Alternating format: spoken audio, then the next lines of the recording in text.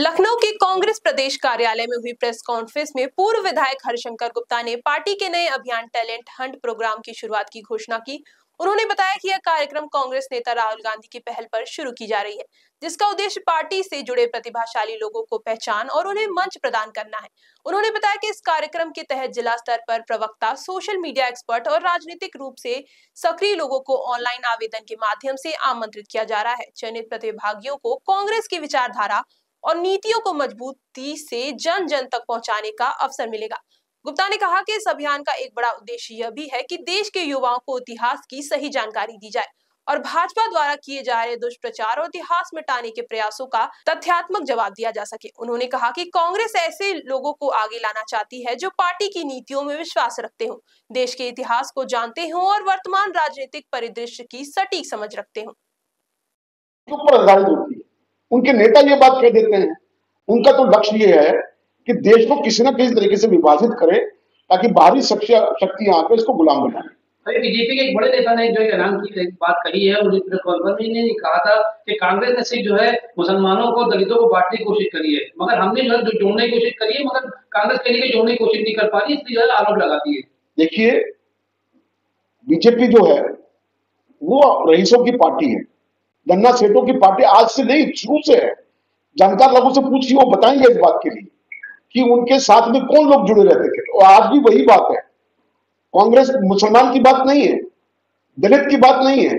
कांग्रेस का मंच एक ऐसा मंच है जिसके ऊपर आपको हिंदू, सिख, मुस्लिम, ईसाई, बौद्ध सब समान रूप से उस मंच पर नजर आएंगे, कार्य करते हुए नजर आएंगे। बीजेपी में क्यों नहीं नजर आता?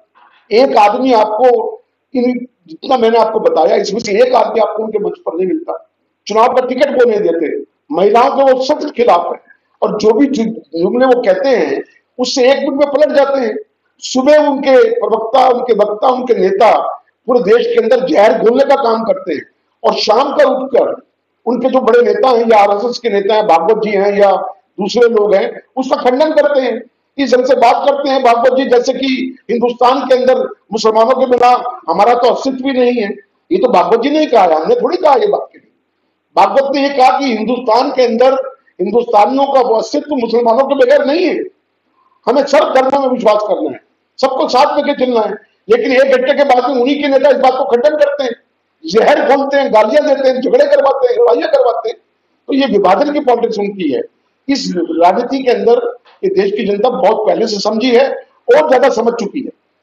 कांग्रेस को उसका पर्दाफाश करना है, जिस काम में राहुल गांधी लगे हुए हैं, हमारा नेतृत्व लगा हुआ है, और ये हम कामयाब होंगे इसमें, और बीजेपी का पर्दाफाश हो। उत्साहवर्धक कार्यक्रम देश के अंदर शुरू किया है, जिसका नाम हमने दिया है टैलेंट हंट प्रोग्राम, प्रतिभा खोजने का कार्यक्रम।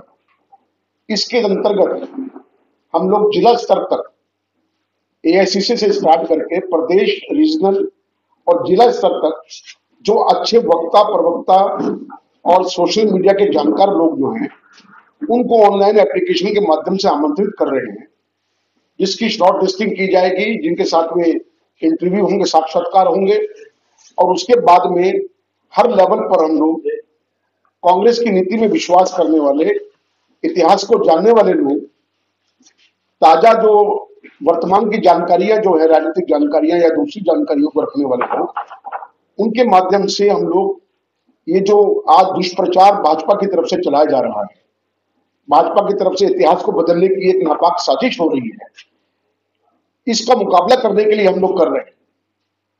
जो भाजपा, जिसका इतिहास नहीं है और जिसका इतिहास हमेशा विभाजन का रहा है, वो भाजपा एक झूठा इतिहास गढ़ के लोगों पर थोपना चाहती है।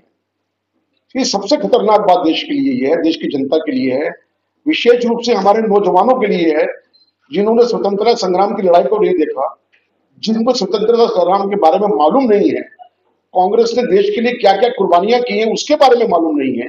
ये तमाम जानकारियां उन लोगों को रहेगी, उनको प्रशिक्षित किया जाएगा, और उसके माध्यम से पूरे देश के अंदर, प्रदेश के अंदर सबसे निचले पायदान तक इस जानकारियों को ले जाएंगे। ये हमारा लक्ष्य है।